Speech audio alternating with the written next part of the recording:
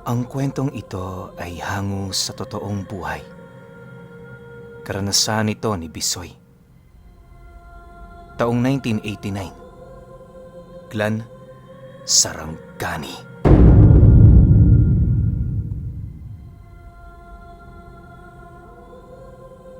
Itong mga panahong ito, nasa kasagsagan ng hindi pagkakaunawaan ang pamilya ni Bisoy at ang iilan nilang mga kababaryo.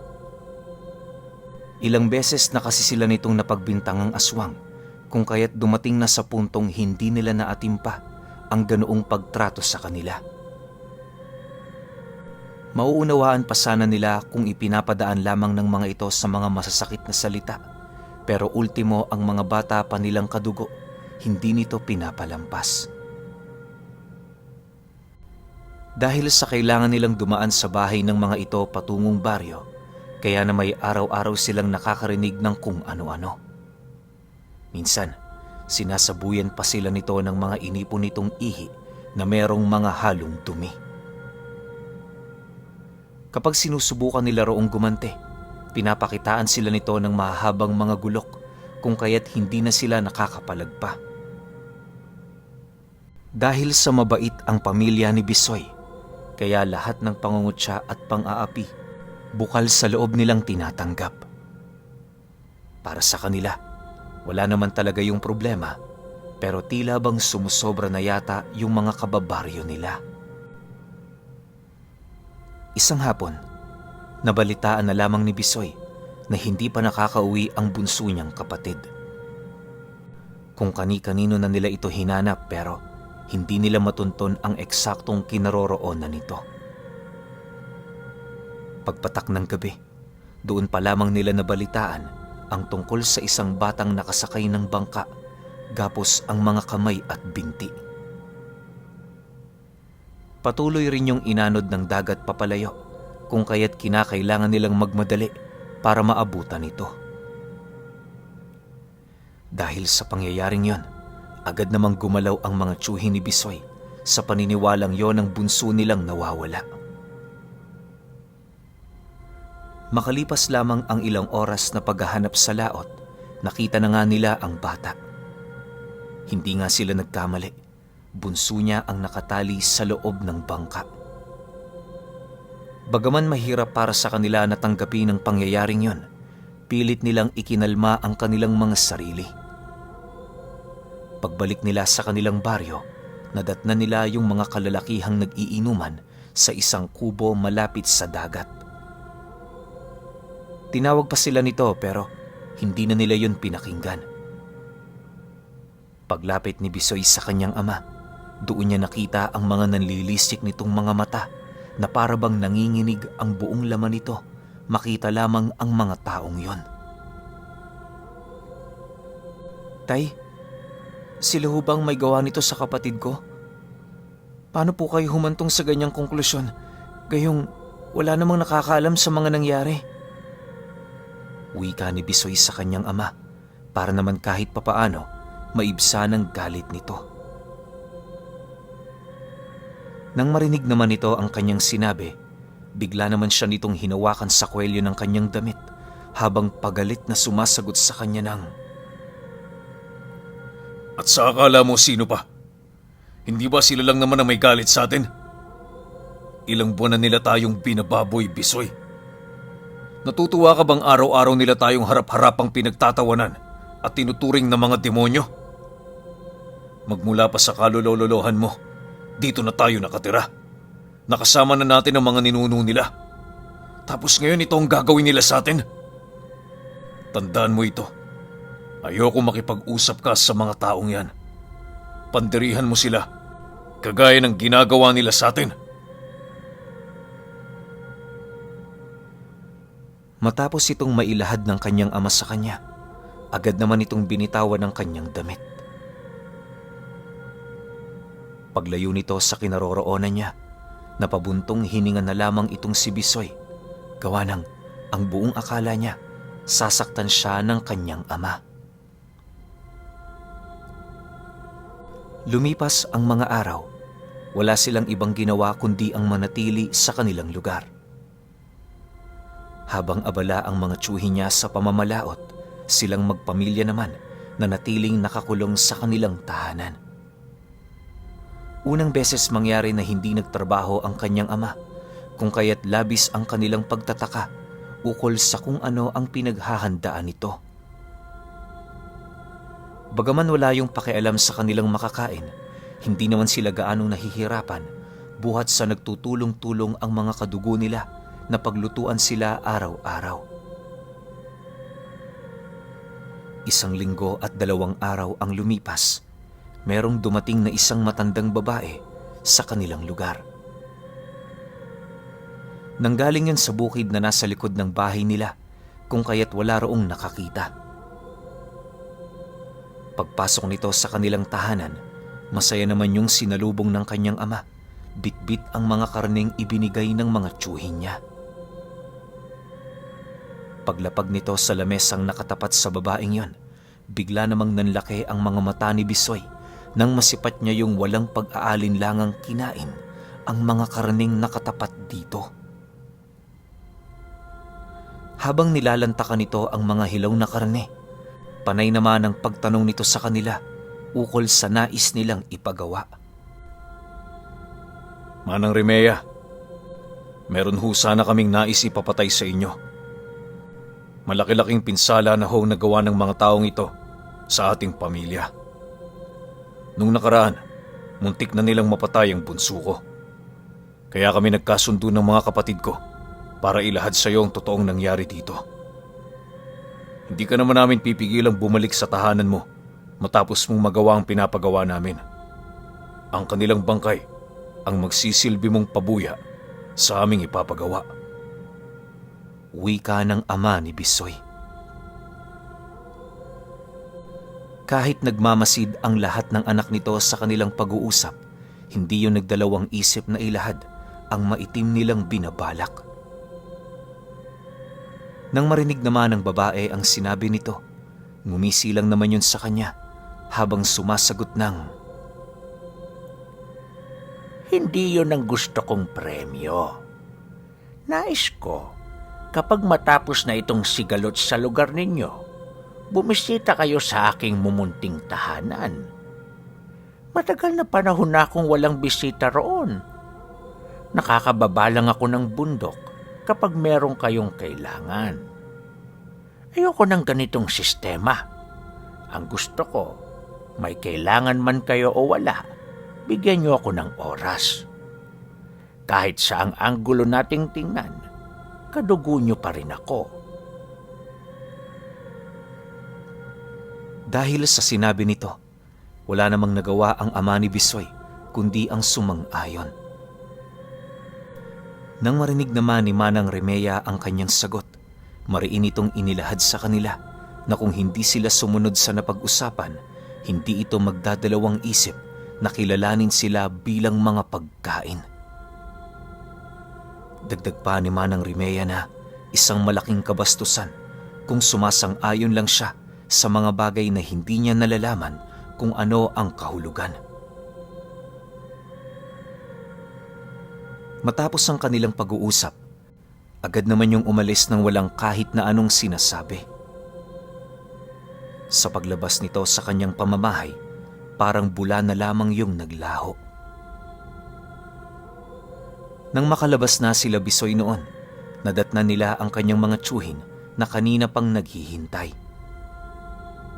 Ayon sa mga ito, dahil sa pagdating ng lola nila, nangangahulugan lang yung merong masamang mangyayari. Dagdag pa nito na, hanggat maaari, ipakita nila sa kanilang mga kababaryo na wala silang ginagawang masama. Dalas-dalasan din nila ang pagbisita sa baryo nang sa gayoy mapagtanto ng mga taong may galit sa kanila na hindi sila naaapektuhan ng mga nangyari. Matapos nila itong mapagkasunduan, pilit na nga nila yung isinakatuparan sa mga sumunod pang araw. Habang abala noon sa pangingisda ang kanyang ama, pabalik-balik naman si Bisoy at ang mga tiyuhin niya sa sentro ng baryo.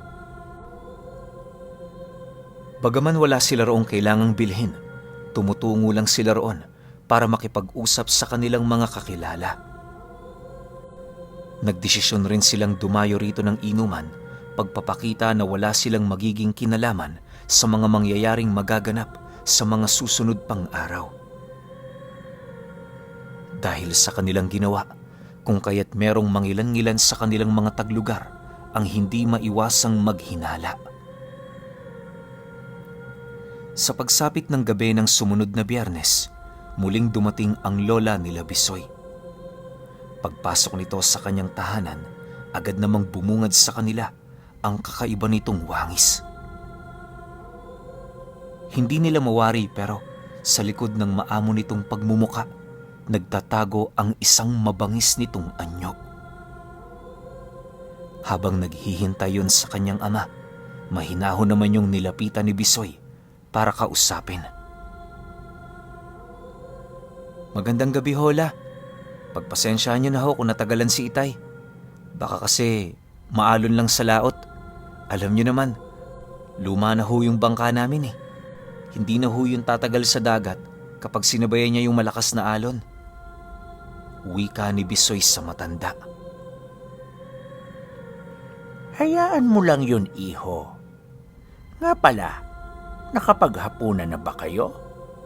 Meron ako ritong daladalang pagkain. Baka gusto mo. Sagot naman ng matanda sa kanya. Nang marinig naman ni Bisoy ang sinabi nito, agad naman niya yung tinutulan na siya namang ikinangisi ng matanda.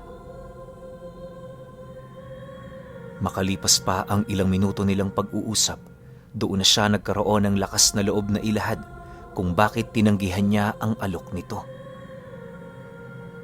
Ayon sa kanya na, hindi pa man niya yun nakikita, alam na niya kung anong uri yon ng nilalang. Magmula kasi pagkabata, paulit-ulit nang ikinukwento ng ama niya sa kanya ang tungkol sa lola nilang ilang daang taon nang nabubuhay sa bundok. Naniniwala rin si Bisoy, marami sa kanilang mga kadugo ang sumasamba rito. Subalit, dahil sa pagtagal ng panahon, unti-unti nang nakakalimutan ang tungkol dito. Sa katunayan, ang mga kapatid niyang sumunod sa kanya, hindi alam ang tungkol sa matandang nagngangalang Remiya. Dahil sa kanyang sinabi, muli na namang umangil ang babae habang unti-unti niyang naririnig ang paglalim ng boses nito. Alam mo, iho, yan ang kinagagalitan ko sa ama mo at sa kanyang mga kapatid.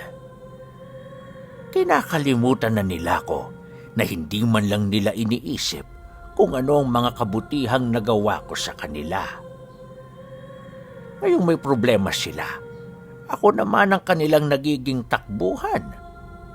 Kaya pagkatapos ng kasunduan naming ito, hangad kong maibalik ang pagkilala sa akin ng ating mga kadugo. Muli tayong magkaisa para sa proteksyon at kaligayahan ng lahat. Sagot ng matanda matapos nitong marinig ang kabuuan ng kanyang istorya. Sa pagpapatuloy ng kanilang pag-uusap, doon inilahad ng matanda ang mga nangyari sa nakaraan. Ayon dito, ilang henerasyon na ang dumaan, pangkaraniwan na sa kanilang tawagin na isang anak ng dyablo, pamilya ng mga aswang, at kung ano-ano pang hindi katanggap-tanggap na salita. Dagdag pa nito na bago lamang ang mga kaganapang yon, noong magpasya ang mga kadugo nilang may dugo ng mga aswang na lumipat sa bundok. Pagtatapat pa nito sa kanya na magpahanggang sa pangkasalukuyan, patuloy pa ring umiiral sa lugar na yon ang kanilang pamilya. Sa katunayan, hindi lang siya ang naninirahan doon. Bagkus ay meron na rin sila roong mga kapatid na umuusbong. Kaya matindi ang kagustuhan kong bumisita kayo sa lugar namin para makita nyo naman ang iba pa nating mga kamag-anak. Huwag kayong mag-alala, marunong silang kumilala. Inaasahan kita, Bisoy, na kapag natapos na ang sigalot na ito, kabilang ka sa mga taong isasama ng ama mo. Dagdag pa ng matanda. Sa paglalim ng gabi, sakto naman ang pagdating ng kanyang ama. Pagpasok nito sa loob ng bahay, bitbit ang isang banyerang isda. Dali-dali naman niya yung inilapag sa tabi matapos niyang masilayan ang matandang si Remia. Pagtitigan nilang dalawa, agad namang inilahad ng matandang yon na yun na ang oras ng kanyang pagsalakay. Pagkarinig naman ito ng kanyang ama, tumangulang naman ito bilang pagsang-ayon. Sa paglabas ng matanda, wala naman silang ibang ginawa kundi ang maghintay. Nang hindi na makayanan ng ama niya ang labis nitong pag-iisip, nagpa siya yung tumungo sa bahay ng kanyang mga kapatid para makipag-usap. Halos inabot din sila ng 5 oras kakahintay hanggang sa dumating ang puntong doon na nila nasilayan ang matandang si Remia na naglalakad, hila-hila ang mga bangkay ng taong nakasilid sa sako. Bakas din sa pagmumukha nito ang mga dugo, indikasyon na bago niya pinatay ang mga taong yon, walang habas niya yung sinunggaban.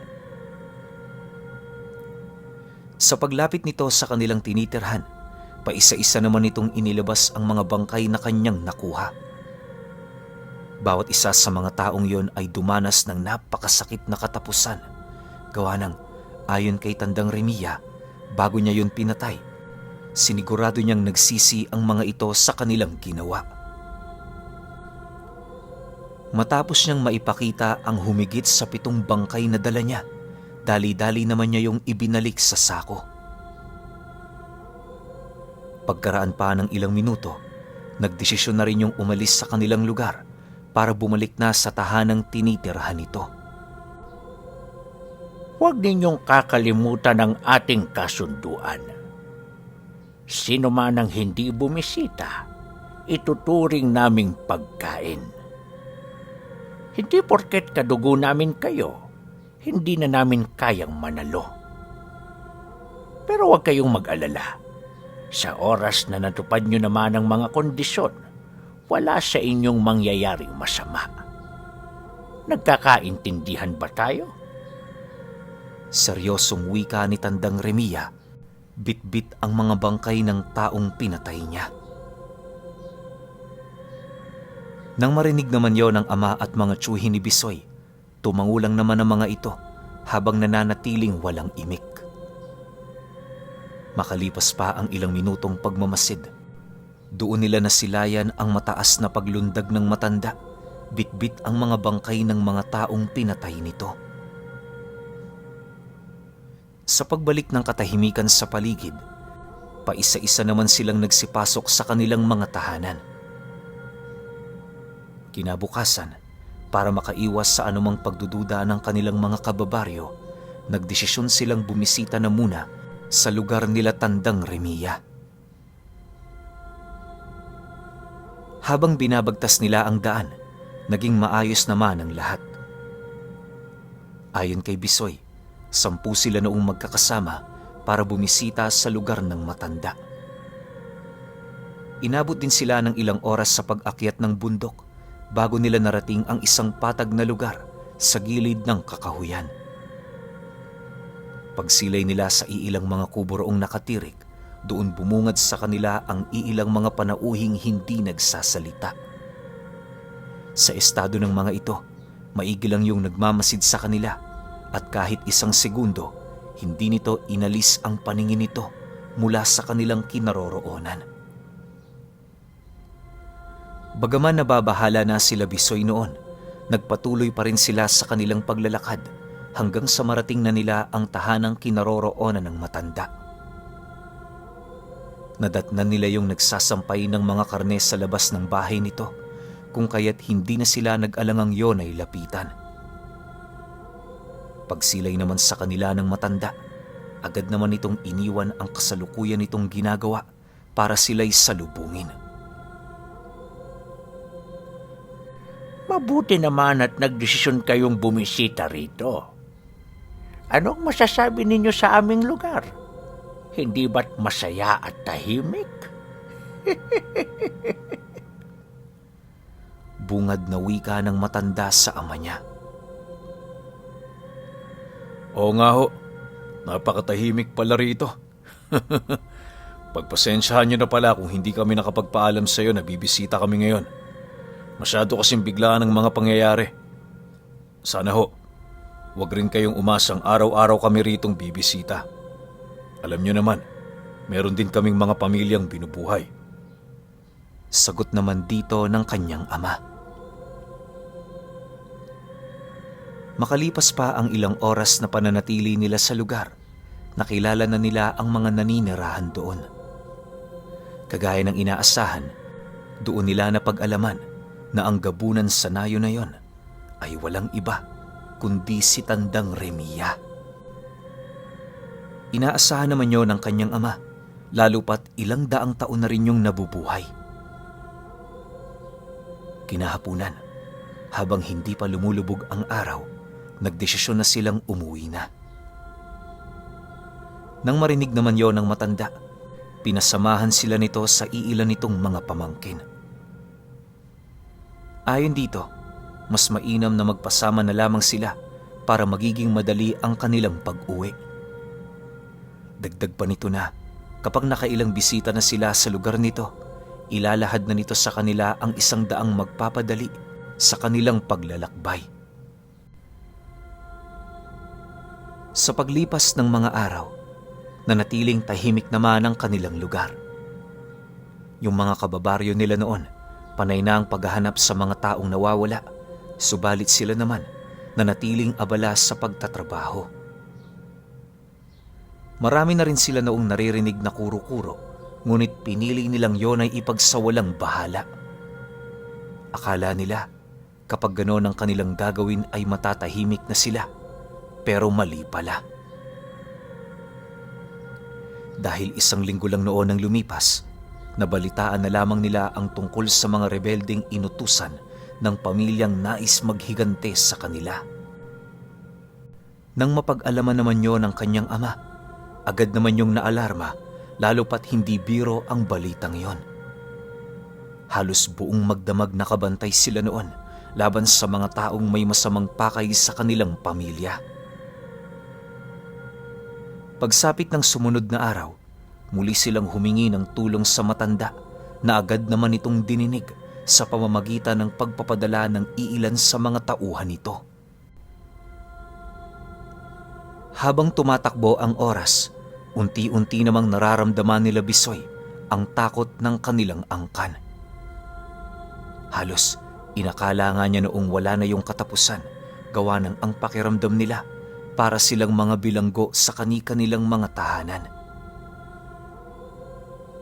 Isang gabi, biglang nagimbal ang lahat nang bulabugin sila ng malalakas na putok ng baril. Sa estado nito, pakiramdam nila Bisoy, nakapaligid na yon sa lugar na kanilang tinitirhan. Dahil dito, dali-dali naman silang nagsitago para iligtas ang kanilang mga buhay. Sa pagpapatuloy ng ganoong pangyayari, nanatili naman silang tahimik habang patuloy na pinakikiramdaman ang buong paligid. Akala nila katapusan na noon ang kanilang buhay, pero pilit pa rin silang lumaban alang-alang sa kanilang mga sarili. Alam ng ama ni Bisoy na wala silang magagawa sa mga rebelde, kaya naman ang ginawa nito, tawagin yung lola nilang nagkukubli sa 3 bundok. 3 beses niyang sinigaw sa hangin ang pangalan nito hanggang sa dumating ang puntong nakaramdam sila ng malakas na pag-ihip ng hangin. Sinabayan din niyo ng malalapad na pakpak na pumapalaspas sa kalangitan, indikasyon na dininig nito ang kanyang pagtawag. Makalipas pa ang ilang minuto, rinig na rinig nila ang pagsigawan ng mga rebelde na parabang nakakita ang mga ito ng mga nilalang na hindi kaaya-aya sa kanilang paningin. Patuloy din ang pagkakalabit nito ng gatilyo ng kanilang mga armas na parabang pilit nilang nilalabanan ang mga nilalang na kanilang nasisilayan. Subalit sa kabila ng mga kaganapang yon, wala pa ring nagawa ang mga rebelde kundi ang mamatay sa kamay ng mga kadugo nila Bisoy.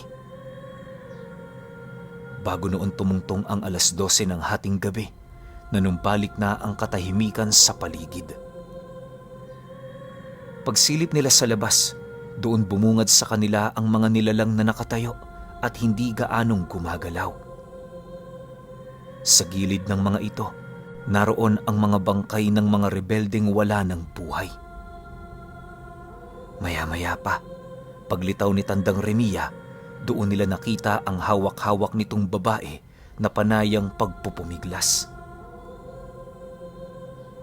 Ayon sa matanda, asawa yon ng lalaking una niyang pinatay at kung hindi siya nagkakamali, anak ito ng commander ng rebeldeng kanilang nilipol.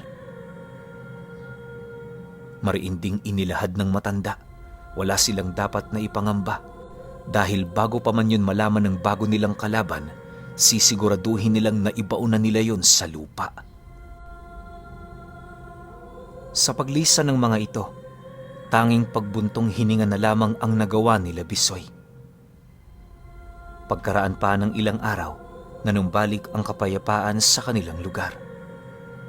Kahit sino sa kanilang mga kakilala noon, hindi na naglakas ng loob na pag-usapan ang tungkol doon sa takot na baka sila ay madamay. Pero alam niyo ba, kahit may lamat na ang kanilang relasyon sa mga ito, nanatili pa rin sila sa kanilang lugar na tinitirhan. Ang tanging ginawa na lamang nila, lumayo sa kanilang mga kakilala para umiwas. Ngayong nasa ibang lugar na si Bisoy ng Sarangani, nanatili pa ring sariwa sa kanyang alaala ang nakaraang pangyayari, lalong-lalo na yung ginawang pagkatay ni Tandang Remiya.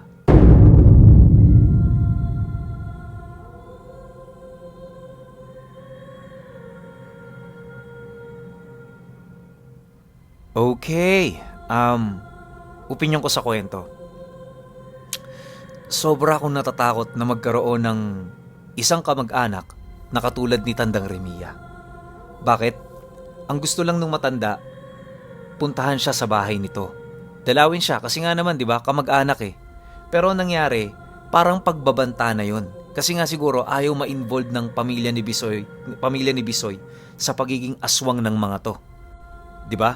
Kasi unang-una, kung pabor sila na naging kamag-anak nila itong si Tandang Remiya, pupuntahan nila 'to kahit anong mangyari. Tapos sasambahin pa nila. Pero sa nakikita ko sa pamilya ni Bisoy, lalo na sa tatay niya, ayaw niya nang ituloy yung pagiging aswang ng angka nila. Kaya ending, hindi siya pumupunta ron. So pupunta man tong tatay ni Bisoy o yung pamilya ni Bisoy sa lugar ni Tandang Remiya kapag merong kapalit. Yun nga, kapag meron nang bubuli sa kanila, nagbabanta sa mga buhay nila. Pero hanggang doon na lang yun. Yung pakikipagrelasyon pa bilang isang kamag-anak, apo, o kung ano man yan, ayaw na ng pamilya ni Bisoy. Yun lang yung nakikita ko rito kasi nga, siguro iniisip ng tatay ni Bisoy na pag mamamatay na to si Tandang Remiya, sa kanya ipapasa yung pagiging gabunan, tsaka yung mga responsibilidad niya bilang isang aswang, which is ayaw na nga mangyari ng tatay ni Bisoy. Diba? Yun lang yung nakikita ko. Yun lang yung pwede kong ibigay na opinion sa kwento na to. Pero overall, ang ganda nito. Pero kayo pa rin, kung may opinion kayo sa kwentong ito, comment nyo lang sa baba. Yun lang, hanggang sa susunod na kwento. Salamat.